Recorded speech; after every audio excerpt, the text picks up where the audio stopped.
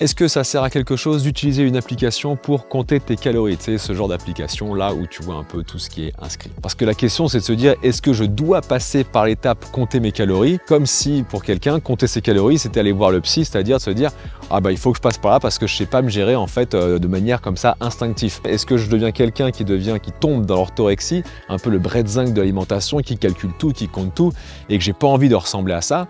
Ou alors des fois j'ai une petite partie de moi qui me dit ouais mais peut-être que ça pourrait m'aider un petit peu. Donc tu vois, bien sûr il y a un juste milieu entre tout ça, et donc c'est bien sûr tout le but de cette vidéo, c'est de te dire qu'est-ce qu'une application de cette forme peut t'amener, mais aussi ce qu'une application ne te dit pas, là où il faut lire entre les lignes. Et ça, sans un minimum de connaissances, c'est plus complexe. Si tu es prêt, eh bien c'est parti. Déjà, on va commencer par un rappel très simple, qui va être très rapide, rassure-toi. Protéines, lipides, glucides, parce que ton appli, elle va te montrer principalement ça. C'est ce qu'on appelle les macronutriments. Ces 3 macronutriments sont extrêmement importants parce qu'ils nous permettent de vivre tout simplement. Les protéines, parce qu'elles composent l'ensemble de notre corps humain, c'est-à-dire que tes cheveux, tes ongles, ta peau, c'est des protéines. Et je vais même te dire, quand tu manges, il y a des petites protéines qui mangent les autres protéines, d'accord? Donc les protéines, si tu n'en as pas, c'est très problématique. Et les protéines, ce n'est donc pas uniquement ce que tu vois dans les sachets en poudre et des mecs bodybuildés de ouf qui prennent des protéines. Ça, c'est un gros biais cognitif qu'il faut très vite retirer. Ok, voilà, ça, une fois que c'est dit, c'est fait. Le deuxième, les lipides, c'est aussi très important, tout simplement parce que les lipides, ça permet de faire des réserves qui, à la base, sont faites en cas de coup dur pour avoir justement de quoi continuer à fonctionner malgré le fait qu'il n'y ait plus de nourriture. Ça remonte un petit peu, parce qu'aujourd'hui, la nourriture, on en trouve partout. Mais les lipides, c'est aussi ce qu'on appelle le tissu brun, c'est-à-dire tout ce qui va créer de la chaleur. Donc ça, c'est hyper important parce que je te rappelle qu'on est des êtres qui vivons avec une température interne de 37 degrés. Il faut bien la maintenir, cette température. Et en plus, les lipides permettent aussi le transfert de plein de vitamines A, D, E, K, par exemple, sans lesquelles, eh bien, on serait très mal en point. Donc les lipides, c'est très important. Et en dernier lieu, les glucides. Glucides, glucose. Le glucose, c'est du sucre. C'est un des carburants majeurs de notre corps humain. C'est grâce à ça qu'on apporte de l'énergie. C'est un peu le fuel, l'essence de notre voiture. Même si aujourd'hui, on a plein de régimes différents, comme le low carb, donc très bas en glucides, voire le régime cétogène, c'est-à-dire principalement protéines, lipides et pas de glucides. Donc, est-ce qu'on peut se passer des glucides?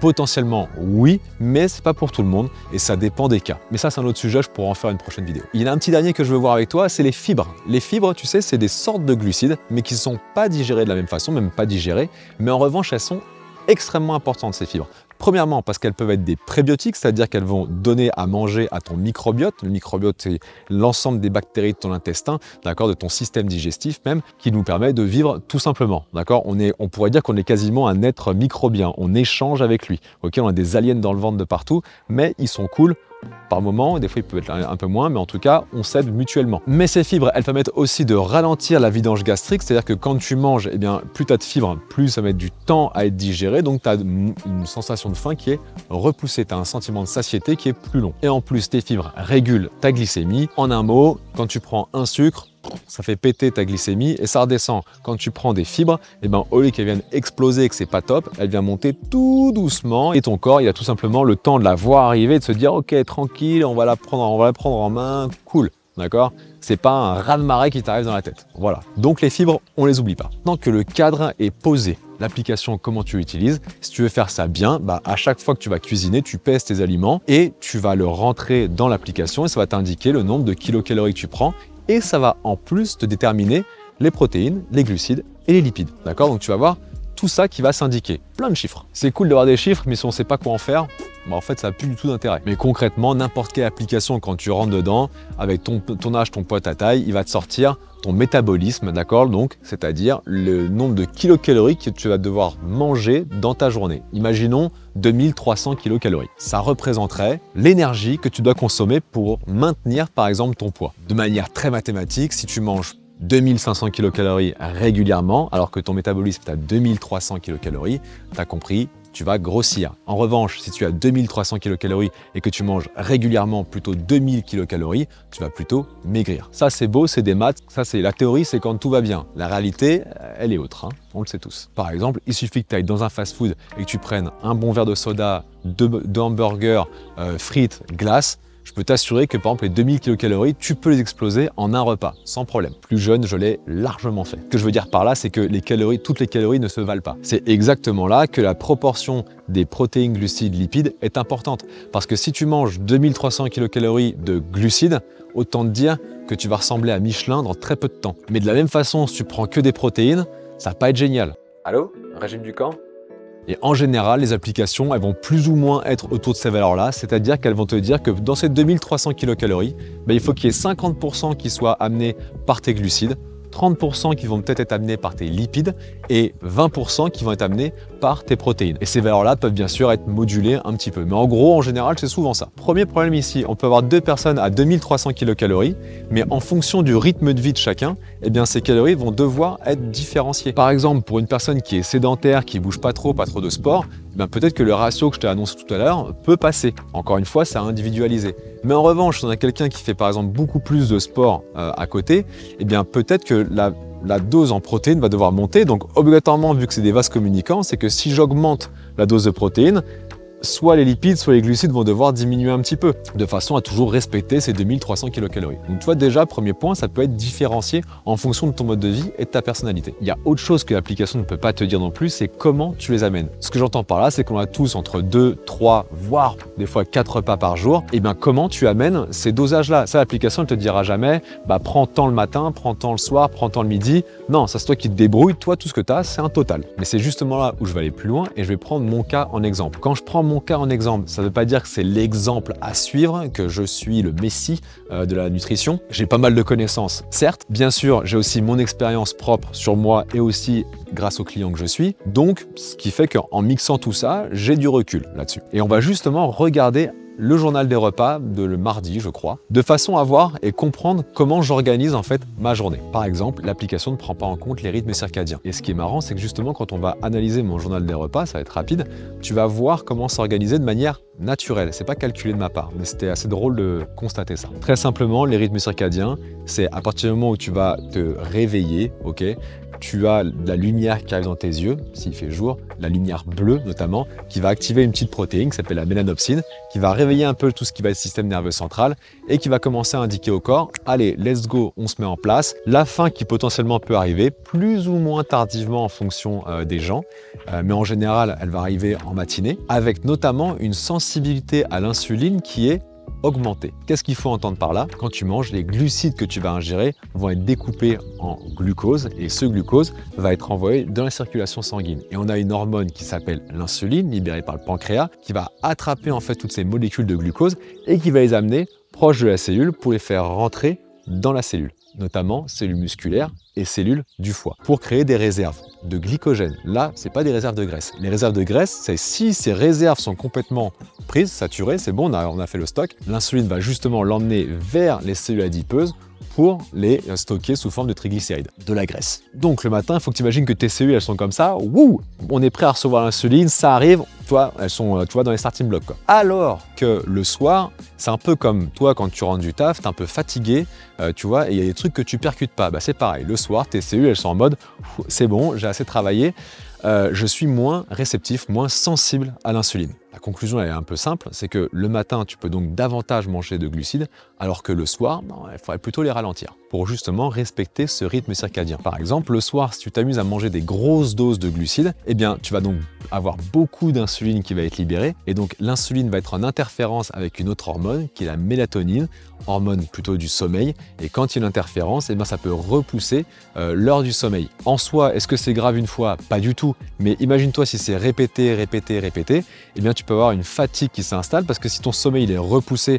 tu dors un petit peu moins longtemps de manière naturelle, j'entends bien, et donc tu te reposes un peu moins. Si c'est une fois, c'est pas grave, mais quand c'est sur plusieurs dizaines d'années, ça fait des dégâts. Je ne vais pas faire un laïus sur le sommeil, mais tu sais que c'est juste énorme tout ce qui se passe pendant, donc surtout à ne pas prendre à la légère. Donc ce que je te propose, c'est qu'on regarde ensemble comment justement j'ai organisé ma journée de manière assez instinctive, naturelle, avec bien sûr l'expérience que j'ai, ok, mais que tu puisses checker un petit peu comment ça se passe.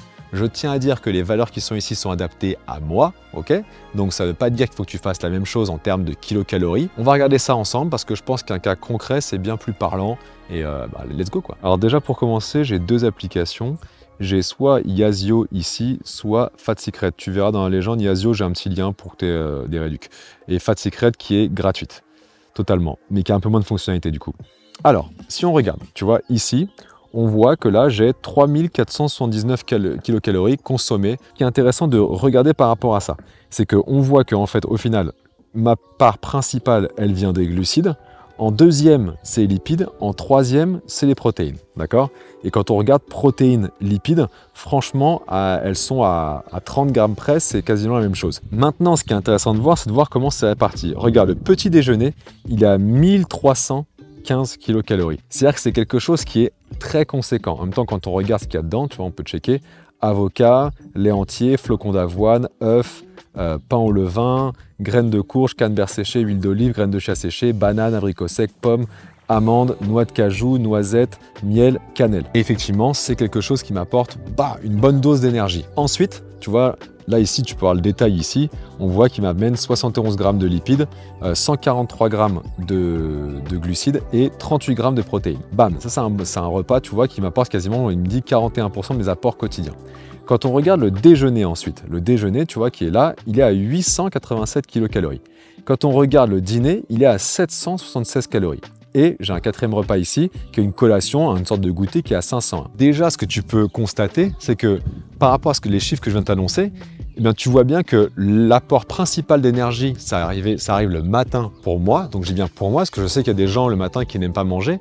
Mais attention, je ne te dis pas que je me réveille et que je déjeune direct. Non, moi, je me réveille et je fais plein de petits trucs avant, des petits rituels différents, qui fait que je vais déjeuner, je pense, 1h30 au moins après mon réveil. Je regarde les valeurs suivantes. Eh bien, on voit que le déjeuner est moins important que le petit déjeuner et on voit que le dîner est moins important en termes de kilocalories que le déjeuner. Et on a la collation qui est bien sûr encore plus petite, c'est normal, c'est une collation, c'est un goûter. Le but, c'est pas que ce soit encore plus gros que le reste. Donc tu vois, par rapport à ce que je te disais déjà, par rapport au rythme circadien et ne serait-ce que le phénomène avec l'insuline qui va être plus réceptive en matinée et moins en soirée, eh bien, tu vois d'avoir en fait une petite pente descendante comme ça sur ton alimentation. Moi, c'est celle qui me va très très bien. C'est celle que je vais recommander aussi, c'est-à-dire pour les gens qui aiment bien manger le matin, allez-y. Franchement, si maintenant votre repas il est plutôt à midi, allez-y franchement sur celui-là, sur votre premier repas, parce que jusqu'à midi, peut-être midi et demi, là bien sûr c'est encore de la théorie, jusqu'à cette première partie de journée, on a une très bonne réceptivité à l'insuline. Donc, allons-y. Si on regarde mes apports, pourquoi les protéines sont assez élevées? Parce que je suis quelqu'un de sportif, et si on regarde 155 grammes de protéines, je pèse 83 kg, et bien tu fais 155 divisé par 83, et bien ça donne 1,86, je suis donc à 1,86 g par kilo poids de corps. Je suis donc bien dans la zone des entre 1,6 g et 2 g de protéines par kilo poids de corps pour justement amener les éléments nécessaires à la reconstruction de ce que j'endommage pendant mon entraînement. Concernant mes lipides, eh bien tu vois, de la même façon je calcule comme ça, et donc on voit bien que j'ai 2,2 g de lipides par kilo de poids de corps. Pour certains coachs, ils pourront te dire que c'est trop élevé. Moi, ça me correspond totalement. Quelqu'un qui a un régime cétogène, par exemple, serait encore plus haut que ça. Mais le truc qui est intéressant et que je vais te dire juste derrière, c'est de quel type de graisse on parle. Parce que là, encore une fois, les graisses, elles sont toutes très différentes. Et concernant les glucides, eh bien tu vois, je suis à 3,69 grammes, donc quasiment à 4 grammes de glucides par kilo poids de corps, ce qui est une valeur tout à fait normale. Mais je vais attirer ton attention sur 2-3 petites informations qui sont intéressantes à prendre dans l'application. Par exemple, le sodium. Ici, on voit, tu vois, en bas là, tu vois écrit, il y a marqué sodium. Eh bien, on peut checker que je suis à 2724 mg, c'est-à-dire 2 grammes de sel dans ma journée. Ouh là là, heureusement que je revois mes vidéos parce que 2724 mg de sodium, ça fait pas 2 grammes de sel, il faut multiplier par 2,5, ce qui fait qu'on approche beaucoup plus les 6 grammes de sel, largement plus, voire potentiellement 7 grammes de sel. Il faut savoir que dépasser 5 grammes de sel dans la journée, aujourd'hui dans les recommandations, c'est pas ouf. Pour quelqu'un qui est complètement sédentaire, eh ben, attention à pas dépasser le sel. Maintenant, pour quelqu'un qui fait du sport, il y a une perte d'électrolytes en sodium, donc il faut en amener, ce qui fait que ces 5 grammes sont pas valables pour tout le monde, tu l'as bien compris. Ok, donc moi, en étant là avec le sport que je fais pas d'hypertension, pas de rétention d'eau, donc tout obéit. Autre information qui est bonne, c'est les fibres alimentaires. Je suis à 57 grammes de fibres. Parce que pour moi, par exemple, chaque personne devrait être à 15 grammes de fibres tous les 1000 kcal. Donc quelqu'un qui a 2000 kcal, il faudrait qu'il ait à minima 30 grammes de fibres. Aujourd'hui, c'est un réel problème parce que justement, les fibres, eh ben, les gens sont en déficit.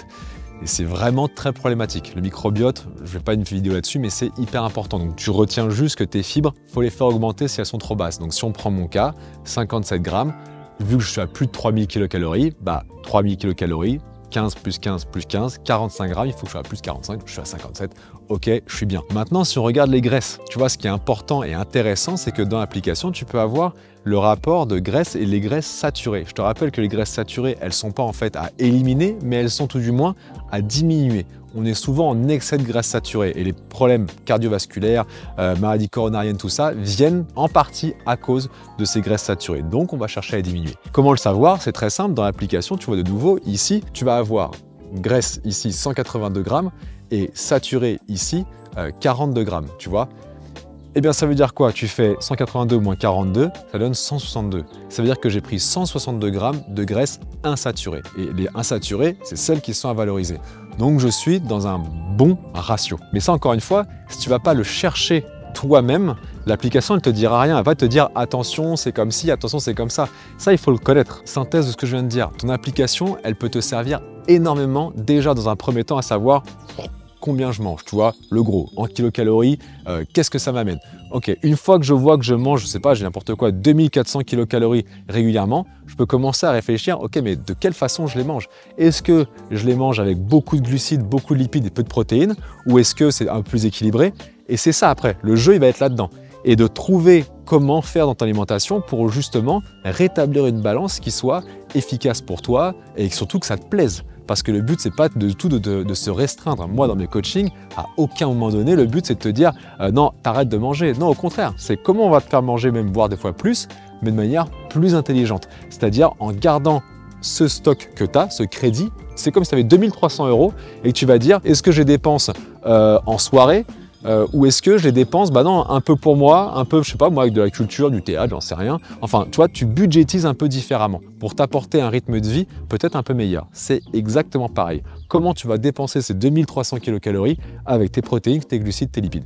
Et ça, l'application, elle ne te le dit pas spécialement, ni sur les fibres, ni sur les graisses. Elle te donne des infos, mais il faut les traiter après derrière. Et comme je te l'ai dit, de la même façon, il faut voir comment tu répartis ton plan alimentaire de façon à savoir que plutôt, moi, je te conseillerais de prendre en matinée, si tu as faim, d'amener pas mal d'énergie. Si tu n'as pas faim, je te rappelle que même si tu manges à midi, tu peux amener donc du coup pas mal d'énergie à midi, mais qu'ensuite, dans tes repas qui suivent, c'est de les diminuer tranquillement pour arriver le soir sur quelque chose de plus léger. Ça ne veut pas dire qu'il faut que tu manges qu'une soupe le soir. Moi, par exemple, là actuellement, je sais pas, j'aime bien, je me fais des ramen. Les ramen, c'est une sorte de bouillon avec des pâtes de riz, mais dedans, je n'oublie pas mes protéines. Très souvent, le soir, moi, je fais des protéines végétales. J'aime bien le tempeh, j'aime bien le tofu. Eh bien, je mets ça dedans, d'accord? Ce qui fait que ça me fait les pâtes de riz, des glucides. Mon tempeh, c'est mes protéines. Et vu que j'ai de l'eau, du bouillon, des légumes dedans, ça prend de la place dans ton estomac, ok? Et donc, tu vas avoir un sentiment de satiété qui va être bien là, mais en termes de kilocalories, c'est pas élevé. Et tu vois que c'est pas du tout se restreindre au niveau de la nourriture, parce que tu vois bien que j'ai atteint 3400 kilocalories dans ma journée. Donc ça veut dire que j'ai bien mangé dans ma journée, j'ai même très bien mangé. Si je donne ce plan alimentaire à une femme qui fait 1m70 pour 58 kg, bon cette femme-là, si elle fait pas du sport, je peux te dire qu'elle devient obèse d'ici un an, c'est sûr, ok? Pour moi, ça me convient très bien. Peut-être que la question que tu te poses, c'est de te dire, ah tiens, j'aimerais bien savoir un peu comment je mange, donc je vais prendre cette application. Donc, moi, j'utilise principalement soit Fat Secret, soit par exemple Yazio. Pour Yazio, je mettrai un petit lien dans la description pour avoir une réduction là-dessus. Ça va vraiment pas cher, je crois que ça devient 1,50 € par mois. Et Fat Secret peut faire largement l'affaire. Je crois que tu as MyFitnessPal aussi, enfin il y en a plein. Déjà, avec ce qu'elle te donne, tu peux avoir quelque chose qui t'oriente, ok? Maintenant derrière, si tu veux aller plus loin dans tout ce qui va être protéines, glucides, lipides, et ça c'est la partie où il faut rester objectif, c'est-à-dire que tu rentres bien tout ce que tu manges, tu dis ouais non ça j'ai mangé ça mais vas-y c'est pas grave, non, tu le mets dedans, ok?